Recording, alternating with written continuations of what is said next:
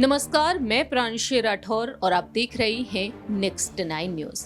महाराष्ट्र की सियासत से आप सभी बखूबी वाकिफ हैं। महाराष्ट्र में किस तरह से मौजूदा मुख्यमंत्री एकनाथ शिंदे और उनके पूरे ही गुट ने बड़ी बड़ी चुनौतियां दी महाराष्ट्र के पूर्व मुख्यमंत्री उद्धव ठाकरे को।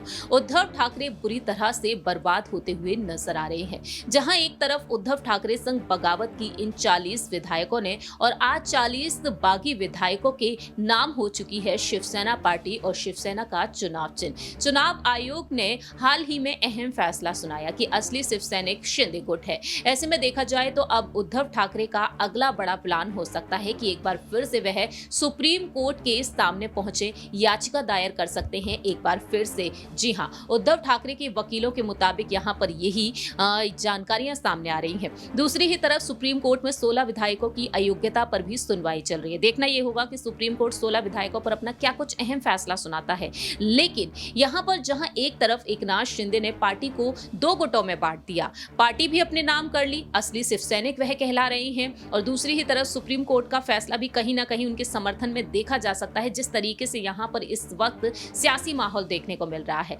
ऐसे में देखा जाए तो अब एकनाथ शिंदे की नजरें यहां पर और भी तमाम चीजों पर बनी हुई है, क्योंकि यहां देखा जाए तो शिवसेना के कई कार्यालय भी वह अपनी तरफ करते हुए नजर आए हैं।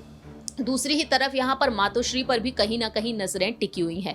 लेकिन अब यहाँ पर और भी बड़ी खबरें सामने आ चुकी हैं। दरअसल आपको बताएंगे कि अब जो अहम जानकारियां सामने आई हैं कि आखिरकार शिंदे गुट की नजरें अब किन चीजों पर टिकी हुई है। अंदरूनी सूत्रों की माने तो अब यहाँ पर चुनाव आयोग के द्वारा पार्टी का नाम और सिंबल मिलने के बाद अब पार्टी की शाखाओं पर शिंदे गुट की नजरें बनी हुई हैं। रत्नागिरी स्थित दापोली में मुख्यमंत्री एकनाथ शिंदे ने कहा कि दादर स्थित मुख्यालय शिवसेना भवन को अपने कब्जे में नहीं लेने देंगे, और लेकिन ऐसा माना जा रहा है कि पार्टी ढांचे की रीढ़ कही जाने वाली शाखाओं पर नियंत्रण करने के लिए अब लड़ाई तेज हो सकती है। बीते शुक्रवार को रत्नागिरी के दापोली में एक स्थानीय शाखा के नियंत्रण को लेकर झड़प हुई। उद्धव ठाकरे के गुट के पदाधिकारियों का कहना रहा कि शाखा नेटवर्क अभी भी उनके साथ और कहीं नहीं जाएगा। वहीं दूसरी ही तरफ पर्यवेक्षकों का कहना रहा कि शिंदे सेना धीरे धीरे चरणबद्ध तरीके से शाखाओं पर कब्जा कर सकती है। शिंदे के गुट को चुनाव आयोग के द्वारा असली शिवसेना के रूप में मान्यता दिए जाने के बाद अब शिवसेना के फ्रंटल संगठन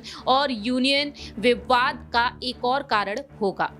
ऐसे में देखा जाए तो उद्धव गुट शाखाओं और पदाधिकारियों को अपने पास कैसे रख सकता है, ये बेहद बड़ा सवाल बनता है। फिलहाल देखा जाए तो यहाँ पर इस फैसले के बाद सैकड़ों कार्यकर्ताओं ने दापोली में शिवसेना की शाखा पर धावा बोल दिया, जोरदार नारेबाजी की, और यहाँ पर देखा जाए तो उनका कहना यही रहा कि शिवसेना शाखा उनकी है। अब देखना यहाँ पर यह होगा कि चुनाव आयोग के इस फैसले के बाद उद्धव ठाकरे के पास उनके हक में जो चीजें बची हुई हैं आखिरकार वह बचा पाते हैं या फिर नहीं, ये वक्त के साथ साथ ही पता चलेगा। एकनाथ शिंदे के अगले बड़े कदम क्या कुछ होंगे, ये वक्त के साथ ही पता चलेगा। लेकिन आपकी क्या कुछ राय प्रतिक्रिया है, ये आप बता सकते हैं कमेंट सेक्शन में। बीते साल 2022 में जून के महीने में एकनाथ शिंदे ने उद्धव ठाकरे के साथ बगावत की थी। तब तक के लिए आप देखते रहिए नेक्स्ट 9 न्यूज।